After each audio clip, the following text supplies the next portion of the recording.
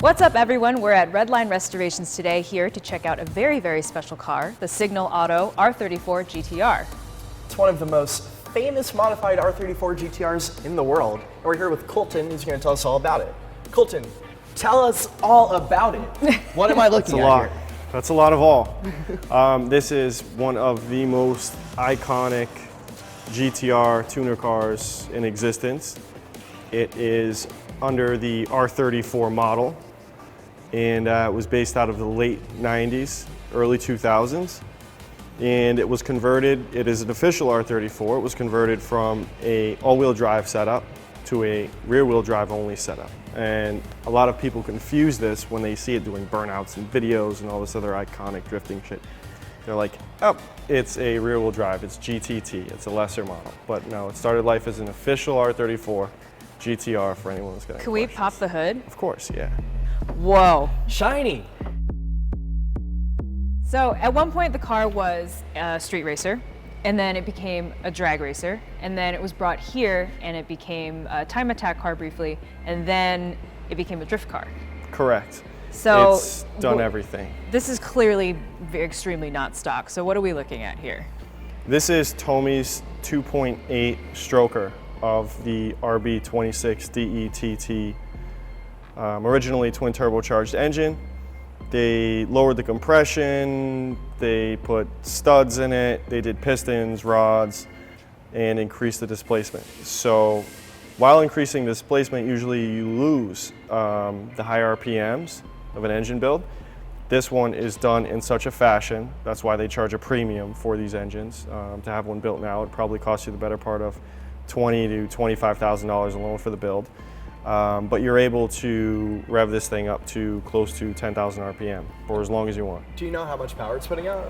Currently in drift formation with the 35R on it, it's closer to 600, say 650 to the wheels in the rear. Sounds like enough. Are these decals also all original to the car? Yes, so everything that you see decal related is original. I especially love this Circuit City Formula Drift sticker here. That is original. That's original? Yeah, not many people are having Circuit City decals remade these days.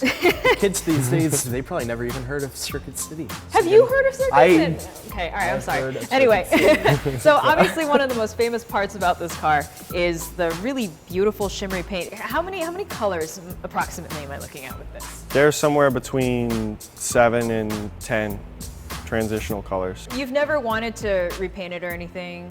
I've always wanted to repaint it. This car has taught me just to leave things alone. Some things are better left alone. I first acquired this car, I wanted to fix every broken piece of fiberglass. So like this. Yeah, it drives me sorry, crazy. I'm gonna point it out to everybody. That's bad. I like that though, I admire it. Little That's bit bad. here. People that don't know about the car, they see it and they're just like, oh my God, this guy can't drive. Look at him, he hit something in the back, he hit something. How'd you hit something in the side? Like, what do you just don't pay attention? To those people, I say, fuck them. All right, so what do we have in the trunk? What's hiding in here? We got junk in this trunk. Pull the pin. Another pin. That's a whole bunch of stuff. Wow. So this has got 3 fuel pumps. 3 fuel pumps. 3 fuel filters. Why do you need 3 fuel pumps and 3 fuel filters? Just in case if you need to turn it up. The 1200 turn it up? horsepower. Oh, okay. Oh, it can still do that? Yeah, everything else is capable of doing that drag race mode, and they left it that way just in case if they had to go from one venue to another. It was like a Swiss Army knife in the early 2000s. Can we look inside the cockpit? Of course, yeah.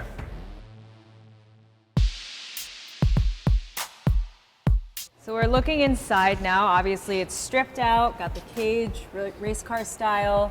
Kristen, there's a steering wheel on this side. There's a steering wheel on this side, like we don't do in America. But let's see. So, I can do it, I can do it, I can do it, I can do it, I can do it. It's fine. Okay, good. Perfect got it. fit. Perfect. I love that these instructions here are written in Sharpie. which is great. Here's the brake and here's the shifter. If you look above on the passenger side on the Yeah. roll bar, there's actually a good luck Oh my charm God, yeah. that's still on there. Has that been in there forever? Is that yours or? It's been in there forever. It was there when I acquired the car. I was told by the individuals that were selling the vehicle to never take that down, and I am always, you know, semi-spiritual, good, bad karma, juju.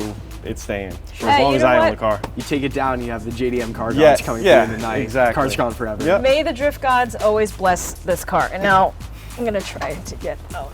May they bless you as you exit. May they bless me as I exit. So tell me a little more about these brakes. They're not stock brakes, right?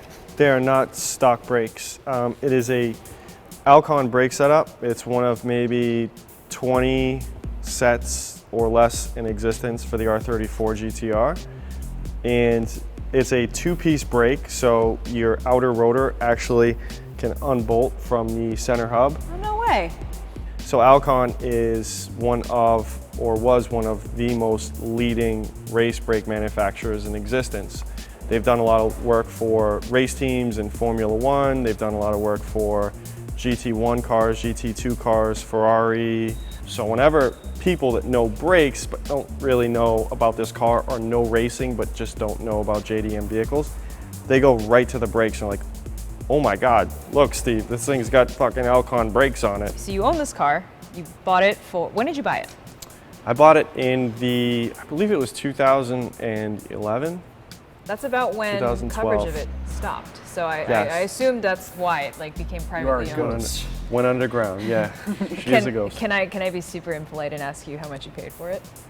I paid $55,000 for this car. What? Yeah, 55,000.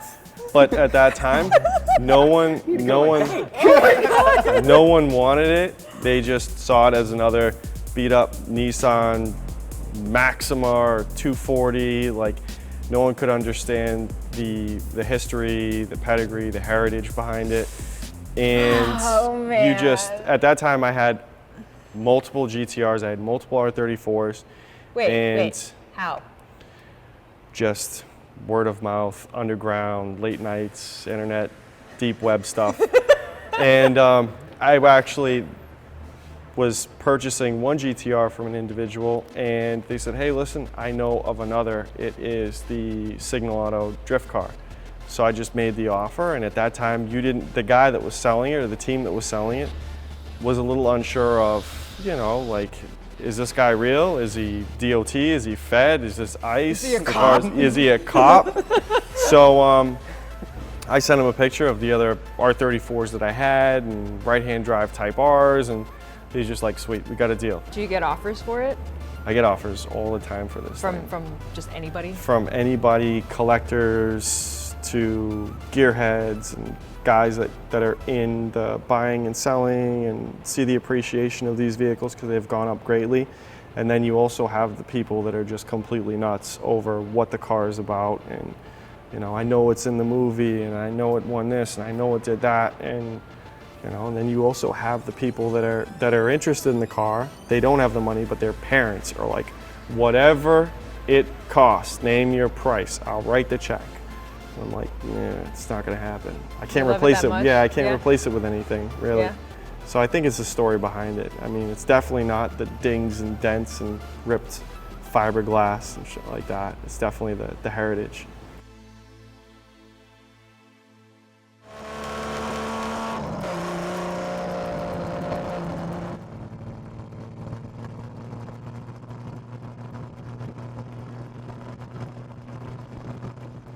Have you heard of Circus? I- Okay, all right, I'm I've sorry. heard of Anyway.